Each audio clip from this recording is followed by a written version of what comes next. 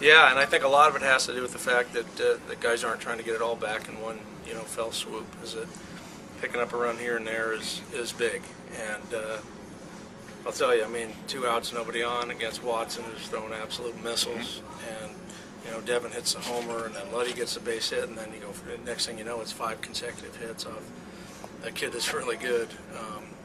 I don't want to say it came out of nowhere, but geez, it showed a ton of character on the behalf of our club, and Chappie coming in on his 4th straight day and shutting the door was tremendous. And you've continued to talk about guys taking advantage of opportunity. A guy like Ramon Santiago tonight tied the game, had a couple of other knocks. He's one of those guys that's doing exactly what you're looking for. Oh, no, there's no doubt. And the thing is he's been unbelievable on the days that he wasn't playing early in the year. He was other than Soto early in the year, he's our least used player, and he was really good about staying ready at second, third, and short, even a little bit in left, and being ready to hit every game, every situation. He's always ready, and his time is here to play. And not only is he playing well, but he's stepping up offensively, which is, obviously such a big part of what we need there, especially down there at the bottom of the order. When you come in and we ask you and you hear about, oh, well, this guy's hurt, the Reds are doing this, they're trying to, make do with it. Can you feel in the dugout things kind of starting to build that way towards what happened tonight? We're a team that believes in itself.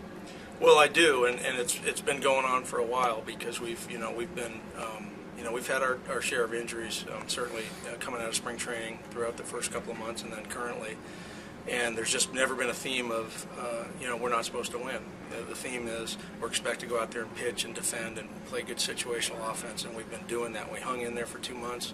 We've played great baseball for probably 40, 45 straight games, where everything's been working well for us. And I just think everybody is completely in. I think they believe a lot in this club. They believe in each other, and it's really showing up now. Even though we've got a few guys that are banged up, and guys that are really stepping up, and they're feeding off the opportunity. You look like you tried to give Latos as much rope as possible, but what ultimately led you to decide that he needed to come out of the game and was bothered by the back? Yeah, it was just, he was, we brought up Parks and Contreras because we just were really thin in the bullpen.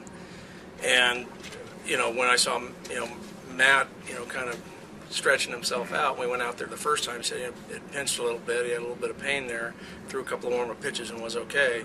But we knew that there was something that fired up, and Paul Lessard took him in, stretched him, they cracked his back, did all the good stuff, and he went out there and gutted it out for 5 innings, and then he was going into backup position, the ball in the air, and when he was running, it was just, there was a lot more discomfort, and he was going to be second hitter the next inning. There's just no reason to have him, in the game.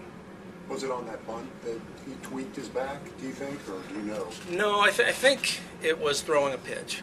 I think it was throwing a pitch off the mound, and when you speak to him, he might have a more precise, exact moment when it happened. But that's when I noticed it, and we went out there and took a look at him. So that would be my guess, is when he was out there throwing a pitch.